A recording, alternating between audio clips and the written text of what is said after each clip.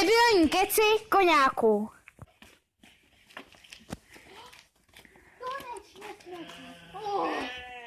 A kde jsou ty koně? Už mu zase otekli tyho blbý koně. Já mu jdu zavolat, ty už je fakt hrozný. No tak mi zavolej. No. Nebere to. No, nebere. Hlasová schránka.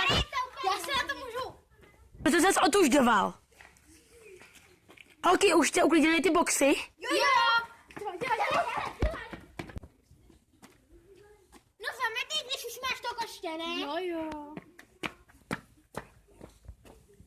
Holky, vyježděte ty koně. Jo. Hije, počkej to jako. Hije. Holky, nestrkejte ty prsty k těm koním. Jo. Druhý prase. Jo. Holky, pojďte vylonžovat ty koně. Ne, za chvilku. Teď. A ten úplně, jo. Já jsem koníka.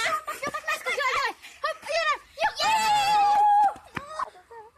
Holky, pojďte vychytat ty boxy. Oči. Vidlema a lopatou. Co to je? Hele, než se tam malíky dělej, pojď. A párky. Hele, jdem se zahrát ping-pong, nemáme nic na práci. Tak jo. Holky, koně čekají. My hrajeme ping-pong. No, když už to máte rozehraný,